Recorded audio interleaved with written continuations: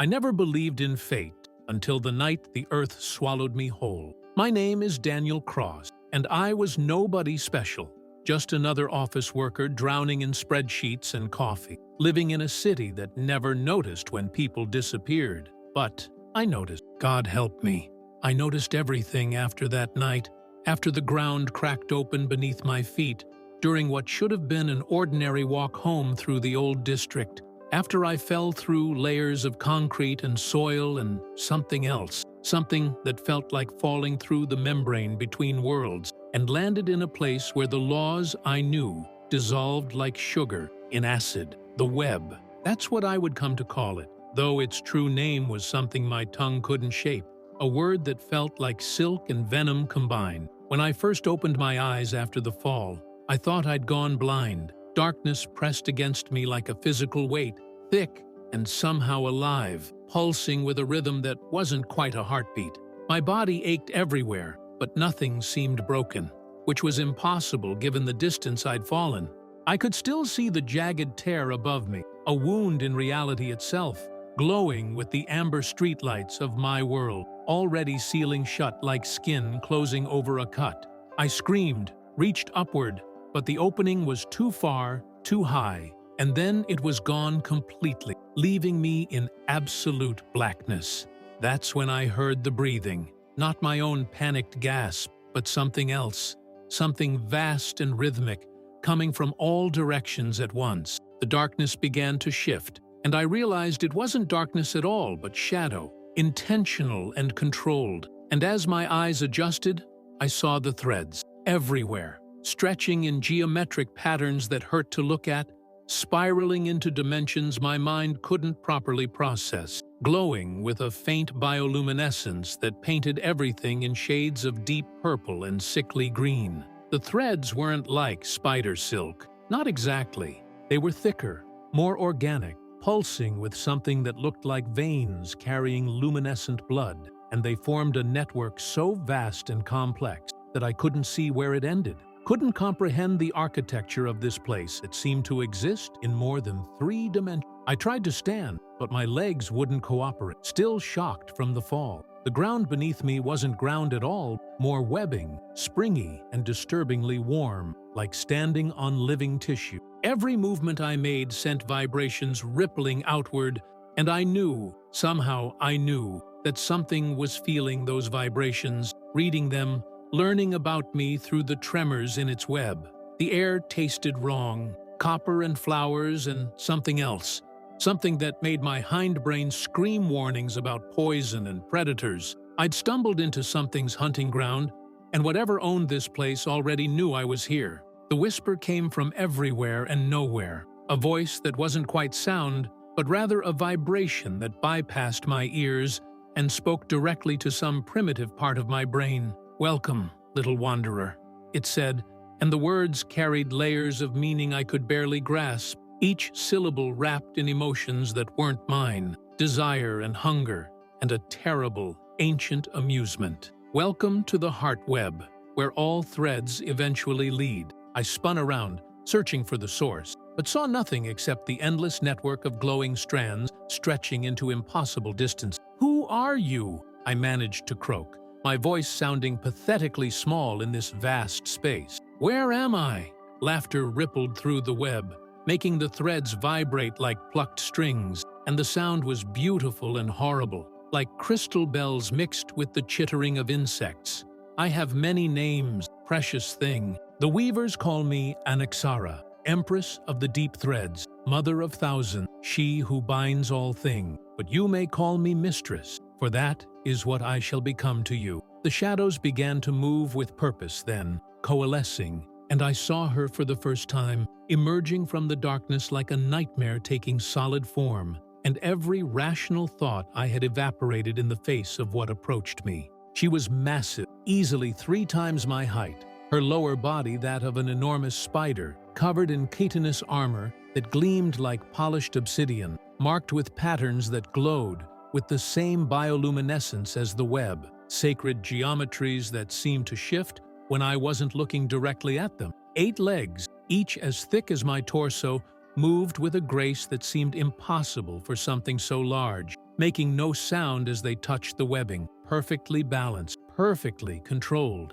But it was her upper body that stole my breath, that made me understand why ancient cultures worshipped and feared beings like this. From the waist up, she was a woman, impossibly beautiful in a way that transcended human aesthetics, with pale skin that seemed to glow from within, marked with the same geometric patterns that covered her spider half, lines of power that crawled across her flesh like living tattoos. Her face was angular, predatory, with high cheekbones and a mouth that was almost too wide, revealing needle-sharp teeth when she smiled. But her eyes, God, her eyes were what held me frozen. They were multifaceted, like a spider's compound eyes, but enormous and expressive, swirling with colors I had no names for, purple and silver, and something that looked like starlight. And when they focused on me, I felt the weight of her attention like a physical pressure, like being caught in a spotlight that saw through flesh and bone straight into my terrified soul. "Beautiful,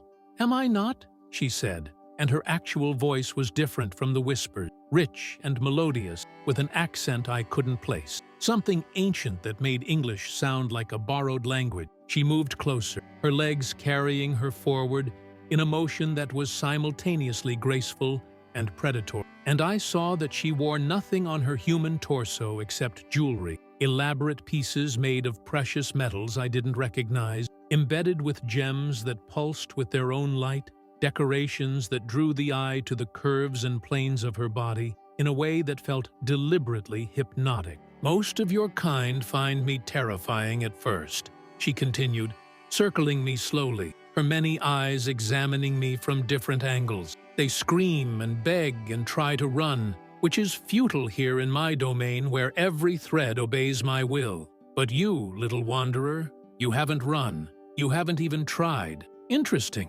She was right. Some paralysis had taken hold of me, but it wasn't entirely fear. There was something else, something I didn't want to acknowledge, a fascination that warred with my terror. She was alien and monstrous and impossibly seductive all at once, and I couldn't look away from her, couldn't stop my traitorous mind from noting the smooth muscle of her arms, the elegant curve of her neck, the way the light played across her skin and carapace, making her seem like a living work of art. "I want to go home," I said, forcing the words out. "This is a mistake. I fell. I didn't mean to come here. Please just let me go." Anaxara laughed again, a sound that was almost affectionate. "Oh, precious thing, there are no mistakes in the web. Every thread has purpose. Every connection has meaning. You fell through because you were meant to fall through, because I have been waiting, because the old bloodlines grow weak, and I need fresh potential, new essence to strengthen what comes next." She reached out with one hand, fingers tipped with claws that could easily tear through flesh, and touched my face with surprising gentleness, tilting my head up to meet her compound gaze. "You have been chosen, Daniel Cross. Your true name tastes of iron and earth on my tongue. You will serve a greater purpose than your small life ever offered you." The fact that she knew my name when I hadn't spoken, it sent ice through my veins. "Chosen for what?" I whispered, though part of me already knew, could already guess from the way she looked at me, from the hunger in those alien eyes that wasn't about food, not in any conventional sense. Her smile widened, showing more of those needle teeth. "For the honor of being my mate, of course. For the privilege of fertilizing my eggs and ensuring the next generation of my children carries new strength, new adaptability. You should be grateful, little wanderer. Most of your kind would die for such distinction." I jerked back from her touch, stumbling on the springy webbing. "I'm not. I can't. You can't be serious. I'm human. You're not. This is insane." The words tumbled out in a rush of panic and denial. Anaxara didn't seem offended, merely amused, watching me like a cat watches a mouse that doesn't yet understand it's already caught. "Insane?" she mused, "perhaps by your limited understanding. But I am a goddess here, Daniel Cross, and what I decree becomes reality. You will understand in time. You will accept. They all do eventually, when they realize there is no escape, when they feel the pull of the web in their blood, when they taste the pleasure I can offer alongside the terror." "Seat," She moved with sudden speed, too fast for me to react, and her legs wrapped around me, not crushing, but holding, and I was lifted from the ground, brought close to her human torso, close enough to feel the heat radiating from her skin, to smell the strange perfume that clung to her, flower and musk, something chemical. "But first," she whispered, her face inches from mine, "you must learn. You must see what you have entered, must understand the web and its ways, must meet my children and my court, and see the beauty of what I have created. Then, when you know the truth of this place, you will make your choice. You will come to me willingly, or you will break, and I will take what I need, regardless." She released me then, letting me fall back to the webbing, and turned away, her massive form moving toward the darkness. "Follow, Daniel Cross. Your education begins now. Try to run, and the threads will bind you. Try to resist, and they will carry you. This is my kingdom, and here I am absolute." I had no choice. When she moved forward, the webbing beneath my feet moved too, carrying me along like a conveyor belt made of living tissue, dragging me deeper into her domain. We traveled through passages that defied physics, tunnels that seemed to exist at angles that shouldn't work, spaces that were larger inside than they appeared from outside. The bioluminescent glow grew stronger as we went deeper, painting everything in that eerie purple-green light, and I began to see that the web was inhabited. Shapes moved in the shadows, creatures that were part spider and part something else, watching us pass with clustered eyes. Some were small, skittering along the walls like cats. Others were human-sized, walking upright on two legs, but with too many joints, with faces that were almost human, but not quite. Uncanny valley made flesh and chitin. "My children," Anaxara said without turning around, somehow knowing what I was looking at. "The lesser broods, workers and warriors and scholars, all born of my body, all bound to my will. Each generation is an improvement, an evolution. Some carry more spider, others more humanoid form, depending on the mate I chose for that clutch. I have been breeding and refining for centuries, Daniel Cross, creating a species that combines the best of many worlds." We entered a vast chamber, a throne room of sorts, where the webbing formed elaborate structures, platforms and arches, and spiraling columns that reached up into darkness. The walls were covered with cocoon, hundreds of them, hanging like grotesque fruit, some small as apples, others large as cars, all pulsing with internal light and movement. "The nursery," she said, gesturing with obvious pride. "Within each cocoon grows one of my offspring, fed by the web itself, transforming from larva to juvenile to adult over weeks or months, depending on their purpose. Some will become warriors to defend our borders. Some will become weavers to extend the web further. Some will become seekers to find new mates and new territory. All will be superior to the generation before." She turned to face me, her expression almost earnest. "Do you see now? This is not mere procreation, not simple animal instinct. This is art, Daniel Cross. This is divine creation, and you will be part of it." I stared at the cocoons, at the shapes moving inside them, and felt my sanity beginning to crack at the edges. This was too much, too alien, too impossible to process. I was being asked to participate in something that violated every understanding I had of biology, of species, of what was natural and right. "I can't," I said, my voice breaking. "I won't. You can't force this." Anaxara's expression hardened, her amusement fading into something colder. "Can't I?" She raised one hand, and the webbing around us came alive, threads shooting out to wrap around my wrists and ankles, lifting me into the air, spreading me out like an insect pinned for display. I struggled, but the threads were impossibly strong, tightening when I fought, holding me completely immobile. She approached slowly, her clawed hand reaching out to trace a line down my chest, not hard enough to break skin, but enough that I felt the threat. "You will learn that I am patient, but not infinitely so," she said softly. "You will learn that resistance is exhausting and ultimately futile. You will learn that there are worse things than becoming mine, worse fates than being the honored father of gods." She leaned in close, her breath warm against my ear. But I am not cruel, not unnecessarily. I want you willing, want you to embrace what you will become. So I will give you time, show you wonder, let you see that this world I have built is not the nightmare you imagine. And when you finally submit, when you beg for the privilege of serving me, it will be so much sweeter. The threads released me then, dropping me back to the ground where I collapsed, gasping. Anaxara turned away again, dismissive now. "Vaithra," she called, and one of the spider humanoid creatures emerged from the shadow. This one distinctly feminine, with a beautiful human face attached to a body that was equal parts woman and spider, smaller than the Empress, but still formidable. "Take our guest to the preparation chambers," Anaxara commanded. "See that he is fed, cleaned, given suitable quarters. He is not a prisoner," she emphasized, though her tone made it clear this was technically true, but practically meaningless. "But he is not to leave the inner web. Let him explore, let him learn, let him see what glory awaits him." Vaithra bowed, a fluid motion that involved multiple legs, and approached me with surprising gentleness. "Come, chosen one," she said, her voice softer than the Empress's, almost sympathetic. "I will show you to your chambers. You are tired and afraid. Rest will help. Understanding will come." I wanted to refuse, wanted to fight, but what was the point?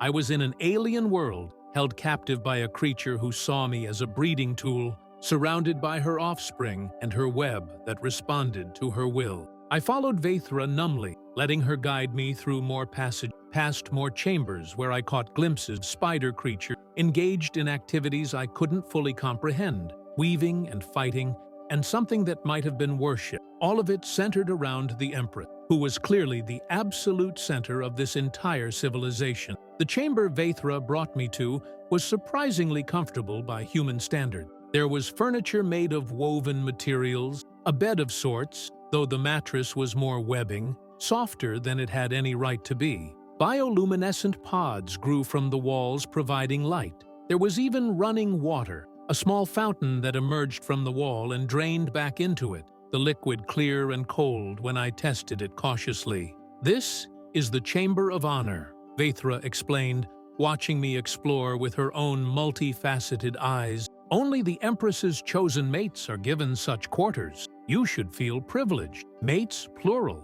I asked, latching onto that detail. "There have been others?" Vaithra nodded, settling herself on the floor in a way that distributed her spider legs comfortably around her. "Many others over the century. The Empress is ancient, Daniel Cross, older than your civilization. She has taken mates from many species, many worlds. Some served their purpose and were released. Some stayed willingly and lived as honored consorts until their natural deaths. Some," and here her voice grew softer, sadder, "could not adapt and broke, and were consumed by the web as food for the young. The Empress prefers willing mates, but she will take what she needs regardless." The bluntness of it was almost refreshing compared to Anaxara's seductive threats. "Why humans?" I asked. "What does she need from my species, specifically?" Vaithra considered the question carefully. "Adaptability," she finally said. "Creativity, emotional range. Your species has certain genetic flexibilities that other races lack, certain psychological complexities that produce interesting offspring when combined with our essence. The last human mate was 3 generations ago. His children still serve in the upper castes, valued for their problem-solving abilities and their capacity for both logic and passion. The Empress believes another infusion of human traits will strengthen the web against coming challenges." "What challenges?" I pressed, sensing something important. Vaithra's expression shifted, became troubled. "There are other powers in the deep places, other species who build their own kingdoms. The web has enemies, ancient ones who remember when we were smaller, weaker. The Empress prepares for conflicts that may come in decades or centuries. She thinks long, Daniel Cross. Your children might fight in wars that haven't begun yet." The weight of that settled on me. The idea that I was being conscripted, not just into breeding, but into providing soldiers for future battles I'd never see. "I need time," I said desperately. "Time to think, to process this. Can you give me that?" Vaithra rose smoothly, moving toward the entrance. "Time is what the Empress has granted you," she said.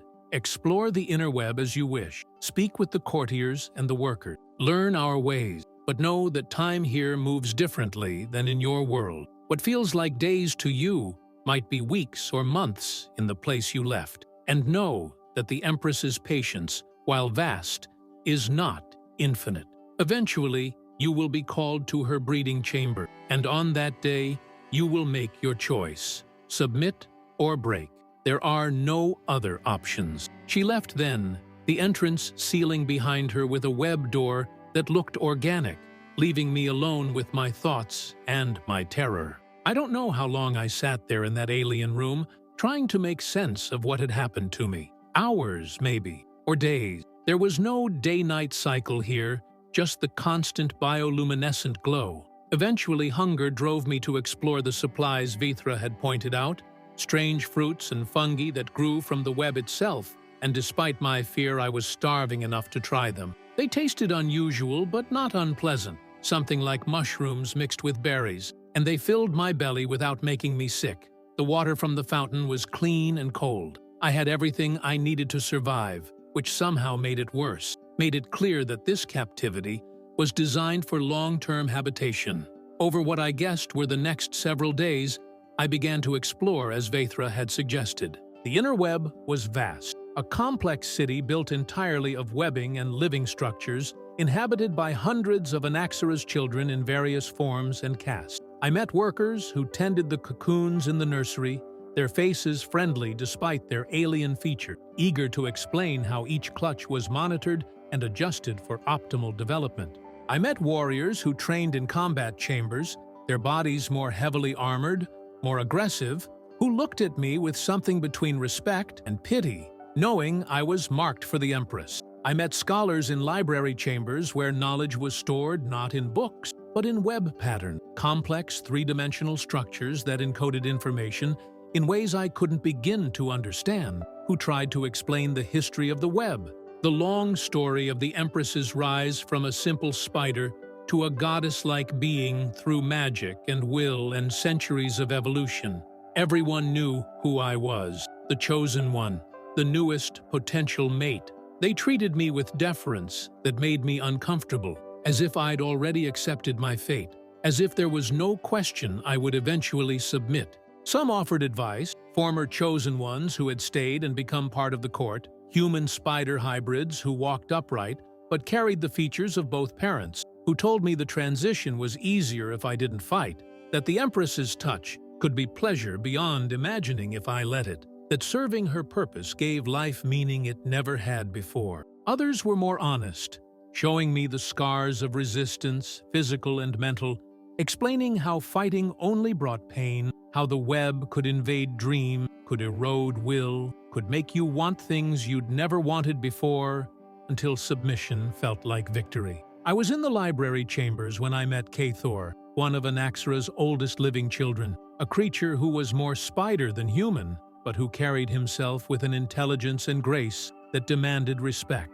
He was enormous, nearly as large as the Empress herself, covered in silver-gray chitin, marked with scars from a lifetime of battles. He found me staring at a web pattern that supposedly encoded the history of the Empress's first transformation, trying and failing to understand it. She was once like her children, Cathor said, his voice deep and resonant, speaking English with perfect clarity despite his inhuman mouth structure. Did you know that? Before the transformation, before the ascension, she was simply another of her kind, female of a species not so different from the spiders of your world, larger but not impossibly so, intelligent but not transcendent. I turned to face him, grateful for someone who seemed willing to give me straight answers. What changed her? I asked. Cathor's multiple eyes gleamed with something that might have been pride. Hunger, he said simply. Hunger for more than food, more than survival. Hunger for power and immortality, and the ability to shape reality to her will. She found ancient magics in the deep places, knowledge left behind by species that evolved and departed or died. She experimented on herself, altered her own essence, merged spider with stolen godhood. It took centuries and nearly killed her many times, but eventually she became what you see now. Not quite spider, not quite God, something in between, powerful enough to create this entire realm, to bind dimensions and weave reality itself into her web. She's a monster, I said, the words escaping before I could stop them. Cathor didn't seem offended. Yes, he agreed calmly. She is, but she is also a mother, a creator, a queen who has built something unprecedented. Is the human king not also a monster to the conquered lands? Is your species' God not a monster to those who drown in his floods? Monstrosity is a matter of perspective. Daniel Cross, from where I sit, having lived 500 years of her creation, having seen the wonders she has wrought, I would say she is a magnificent monster. And that is not contradiction, but synthesis. 500 years. The number staggered me. How? I asked. How have you lived so long? Cathor gestured to the web around us. Her essence, combined with the magic in these threads, grants extended life to her children and her chosen mates. Those who serve her faithfully can live for centuries, sustained by the web itself. It is one of her gifts, one of the reasons that submission, while difficult, is not the end, but rather a beginning. You could live to see your children's children's children.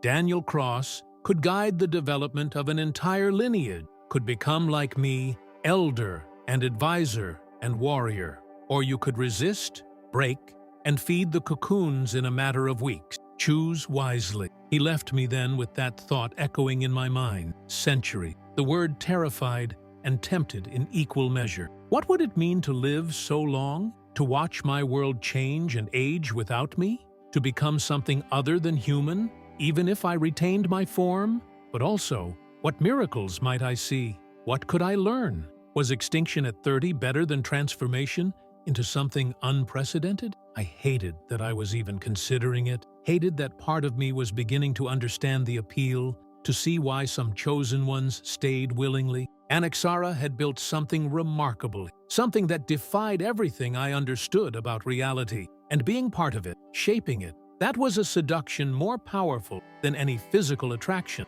I was so lost in thought, I didn't notice her approach until she was right behind me. Anaxara, the Empress herself, moving with that impossible silence despite her size. You have been learning, she said, her voice carrying approval. Good. Knowledge dispels fear, or at least transforms it into something more useful. Walk with me, Daniel Cross. I would show you something few ever see. It wasn't a request. The webbing beneath my feet began to move again, carrying me along as she turned and headed deeper into the web, toward sections I hadn't yet explored. We passed through chambers I'd visited, and then beyond, into older sections where the web grew thicker, more organic, pulsing with stronger light.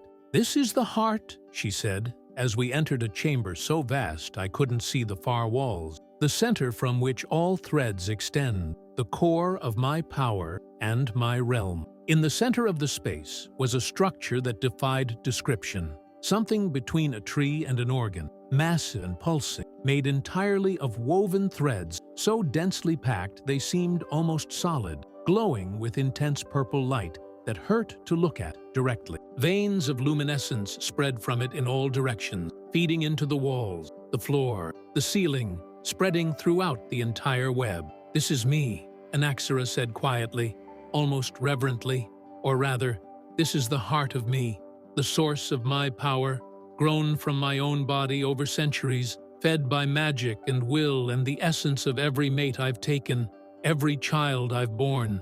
When you submit to me, when you give me your seed, a thread of your essence will join this tapestry, will become part of something eternal. She turned to face me, and in that moment, bathed in the light of the heart, she was almost unbearably beautiful, transcendent in a way that made my human categories of monster and goddess seem inadequate.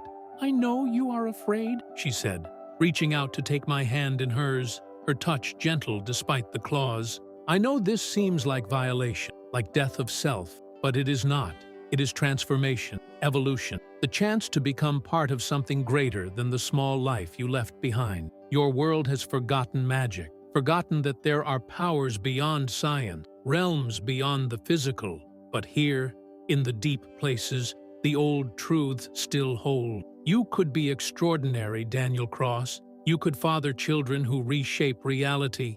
All you must do is trust me. And God helped me. Standing there in the light of the heart, with her hand in mine, feeling the power radiating from that alien organ, I wanted to trust her, wanted to believe that this could be something other than imprisonment and forced breeding, wanted to see myself as chosen rather than captured, as elevated rather than enslaved. The thought terrified me more than anything else had. The realization that she was winning, that her seduction was working, that I was beginning to rationalize submission.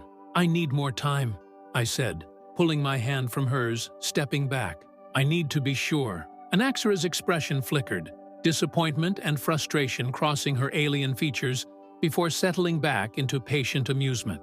"Time," she said, the word heavy with meaning.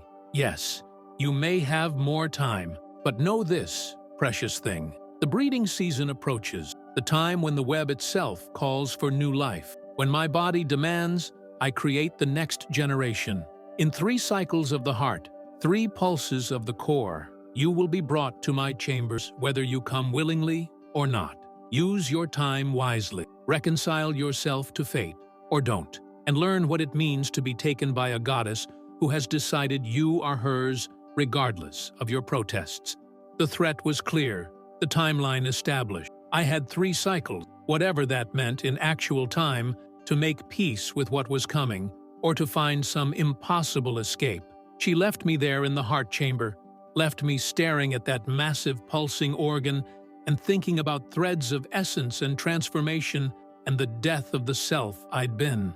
I don't know how long I stood there, but eventually I made my way back to my chambers, my mind churning with impossible choices. The next cycle, or what I assumed was the next cycle based on a subtle shift in the heart's pulse, that I could feel even at a distance, I spent trying to find a way out. I explored the outer edges of the inner web, looking for passages that might lead to exits, to tears in reality like the one I'd fallen through. I found nothing. Every tunnel led either deeper into the web or to solid walls of woven threads that wouldn't budge. I tried to damage the web itself, tearing at threads with my hands, but they regenerated faster than I could destroy them. And I felt Anaxara's attention turn toward me like a searchlight, her voice echoing in my mind without words, a wordless warning that made my skin crawl. I stopped immediately, realizing that the web was an extension of her, that attacking it was attacking her, that I couldn't escape through brute force. I tried talking to other chosen ones, former humans who had submitted, asking if any had ever escaped after accepting their role. The answers were uniformly negative. Once you bonded with the Empress, once you contributed to the heart, you were part of the web forever. Some seemed happy about this, having found purpose and meaning in their transformation. Others seemed resigned, having chosen survival over principle. None seemed to regret their choice, which disturbed me more than anything. Had they been brainwashed, chemically altered, or had they simply adapted to their circumstances so completely that their former selves were unrecognizable? I met a woman named Sarah, who had been chosen 40 years ago by her reckoning, though she said time was fluid in the web and she couldn't be certain. She was still mostly human in appearance, having been a voluntary mate who had cooperated fully, earning the privilege of keeping her form largely intact. Her children, she told me with pride, were some of the web's finest scholars, brilliant hybrids who combined human creativity with spider patience and precision. "It's not what I would have chosen," she admitted when I pressed her. "Not if I'd had any idea this world existed. But given the choice between death and transformation, between meaningless life in my old world and meaningful life here, I chose here. And I've never regretted it, Daniel. My children are magnificent. The Empress values me. I've seen wonders your world has forgotten existed. Would I go back if I could? I don't know anymore. I'm not who I was, and that person doesn't exist to go back to." Her words haunted me as the second cycle approached. I felt it coming, a pressure in the air, a quickening in the heart's pulse that resonated through every thread. The workers became more active, preparing chambers, moving cocoons, organizing some event I didn't fully understand. Vethra found me and explained that the cycle's end was traditionally marked by a gathering, a court ceremony where the Empress received tribute and made pronouncement. I would be expected to attend, to be displayed, to be presented as the newest chosen one before the entire inner web. The court gathering was held in the throne chamber, that vast space I'd first seen with all its cocoons and web structure. But now it was filled with creatures, hundreds of Anaxara's children and servants and courtiers, all assembled in careful hierarchies, all facing a throne made of woven threads that pulsed with the same energy as the heart. The Empress sat upon it, looking even more magnificent than usual, adorned with elaborate jewelry and what might have been a crown, a structure of metal and gems and living threads that seemed to grow from her head. Her compound eyes swept across the assembly, and the crowd fell silent, reverent, worshipful. I was brought forward by Vaithra and another attendant, positioned at the base of the throne where everyone could see me. Anaxara smiled down at me, possessive and predatory. "My children," she addressed the assembly, her voice resonating through the chamber. "We gather as we always do at cycle's end, to celebrate the web's growth, to honor those who serve, to prepare for what comes. And this cycle, we have new cause for celebration, for I have chosen a new mate, fresh blood, to strengthen our future generations. Behold, Daniel Cross, who fell into our realm by the web's will, who will father my next clutch and join his essence to our eternal tapestry." The crowd erupted in clicking and chittering. What I realized was applause in this alien court. I stood there, humiliated and terrified, as Anaxara continued, "He resists still, as is the nature of his species. But resistance is temporary, and submission is inevitable. By the next cycle's end, he will come to me, and his transformation will begin." She looked down at me directly then, her eyes boring into mine. "Won't you, precious thing, won't you come to me willingly? Spare yourself the pain of being taken by force?" Every eye in the chamber was on me, waiting for my answer. I could feel the weight of their expectation, their certainty that I would eventually give in as all the others had. And part of me wanted to end the tension, fear, to accept the inevitable and be done with it. But another part, the part that was still entirely human, still connected to my old life and my old self, rebelled. "No," I said, my voice smaller than I wanted but still clear enough to be heard. "I won't come willingly. You can force me, but I won't submit. I won't betray everything I am." Silence fell, shocked and complete. No one, apparently, had expected direct defiance in the throne chamber in front of the entire court. Anaxara's expression hardened, her beautiful features taking on a coldness that made my blood freeze. "So be it," she said quietly, but her voice carried to every corner of the chamber. "Then you will learn, Daniel Cross, that there are fates worse than submission, that the web has ways of breaking those who refuse my will. You will spend the next cycle not in comfortable chambers, but in the education cells, where my disobedient children are taught obedience, where your mind will be open to truths you cannot currently accept. And when that cycle ends, when you are brought to my breeding chamber, you will beg for the privilege of serving me. You will plead for the honor of fertilizing my eggs. This I promise." Oh, threads shot out from the throne, wrapping around me before I could react, and I was dragged away, pulled from the throne chamber while the court watched, some with pity, others with satisfaction at seeing my rebellion crushed. I was taken to a different section of the web, smaller chambers where the light was dimmer, where the walls seemed to close in. The education cells, Anaxara had called them, and as I was sealed inside one, I realized they were sensory deprivation chambers, places where the web itself would work on my mind, where isolation and subtle pressures would erode my sense of self. Time lost meaning in the cell. There was nothing to see, nothing to hear, except my own breathing and heartbeat.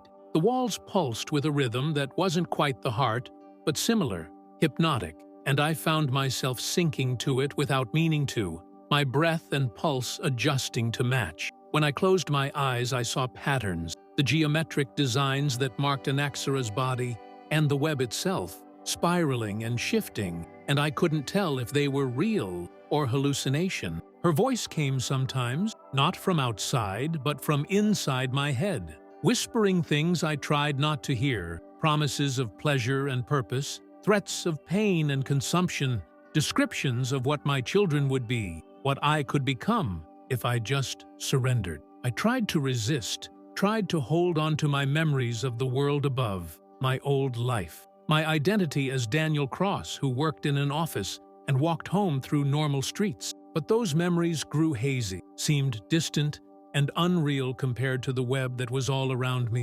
inside me, Anaxara's voice more present than my own thoughts. I don't know how long I lasted, days maybe, or weeks. Time was fluid, meaningless. I slept and woke and couldn't tell which was which. I dreamed of being wrapped in threads, of being transformed, of having too many legs and too many eyes, of feeling the web through my entire body, of knowing Anaxara's touch intimately, of wanting her despite everything, of begging her to take me, to use me, to make me hers. When they finally released me, I was different. Not broken, not entirely, but changed. The defiance had been worn down to something smaller, more desperate. I knew, consciously knew, that I was being manipulated, that the cell had been psychological warfare designed to weaken my resolve. But knowing didn't make it less effective. My edges had been sanded down, my certainty eroded. I was ready to make deals I wouldn't have considered before, to compromise principles that had seemed absolute. Vethra was waiting when I emerged, her expression sympathetic. "The third cycle approaches," she said gently. "The Empress will summon you soon. She asks one final time, 'Will you come willingly?'" I stared at her, trying to summon the anger and fear that had sustained me before, but finding only exhaustion. "What difference does it make?" I asked bitterly. "Willing or not, she'll take what she wants. Why does she care about my consent?" Vethra considered the question seriously. "Because willing participation creates stronger offspring," she said. "Because forced bonding strains the threads, weakens the connection. Because the Empress, for all her power, desires genuine union, not rape. She wants you to want this, Daniel Cross, even if she's willing to take it by force if you refuse. Your willing submission would be a victory she treasures more than mere physical conquest." "And if I can't give her that?" I asked. "If there's nothing left in me that can consent to this?" Vethra's expression grew sad. "Then she will take you anyway, and you will likely break completely, and your essence will still nourish the web, but your consciousness will be consumed. You will become empty, a shell, fertilizing her eggs, and then feeding them with your flesh once you've served your purpose. It is not the fate she wants for you, but it is the fate she will accept if you force her hand." The finality of it settled over me like a shroud. There was no escape, no rescue, no heroic reversal coming. I was going to lose everything either way. The only choice was whether I lost it while retaining some agency, or whether I fought to the bitter end and was destroyed completely. "I need to see her," I said finally. "Before the summoning, I need to talk to her alone, without the court, without ceremony. Can you arrange that?" Vethra studied my face, perhaps trying to determine if I was planning something desperate. Finally she nodded. "I will ask. Wait here." She returned within the hour, if my time sense could be trusted at all anymore. "The Empress will see you in her private chamber," Vethra said. "She is pleased you've requested an audience. Perhaps there is hope yet for willing union." She guided me through passages I hadn't traveled before, to a section of the web that felt more intimate, more personal. The walls here were decorated with trophies and mementos, objects from different worlds and eras, evidence of Anaxara's long existence. We stopped before a doorweb that pulsed with stronger light than the others. "Enter," Vethra said. "Speak honestly. The Empress values truth above flattery." I stepped through and found myself in chambers that were surprisingly comfortable, almost cozy despite their alien nature. There was furniture sized for both her spider form and potential human visitors. Art on the walls that mixed abstract patterns with representational images, what might have been a library of web-encoded knowledge. And there, in the center, was Anaxara herself, but different from how I'd seen her before. Smaller somehow, though still larger than me, her posture less regal and more relaxed. She wore simpler jewelry, looked almost vulnerable if such a word could apply to a goddess spider. "Daniel Cross," she greeted me, her voice softer than in the throne room. "You wish to speak with me before tomorrow's summoning. I am glad. I would prefer to understand you before I take you. Would prefer this to be union rather than conquest." She gestured to a seat, and I took it, my legs trembling. "Why me?" I asked. The question that had haunted me since the beginning. Out of all possible mates, all species and individual, why did you choose me? Was it really just random chance that I fell through? Anaxara moved closer, settling herself, so we were roughly at eye level. "Partially chance," she admitted. "The tears in reality open unpredictably, and I cannot control who falls through them. But I can sense them when they open, can evaluate who arrives, can choose to keep or return those who enter my domain. Most I send back, for they are unsuitable, too weak, or too rigid, or simply wrong for what I need. But you," she reached out and touched my face again with that disconcerting gentleness, "you, I felt immediately were different. Your essence sings of potential, of adaptability, of a mind that questions and struggles but ultimately survives. You would create magnificent children, Daniel Cross. Children who could think and feel and fight and create. I need that now, as the web faces uncertain futures." "What futures?" I pressed, remembering Cathor's mention of enemies. "What are you preparing for?" Her expression grew distant, troubled. "There are other powers awakening in the deep places," she said quietly.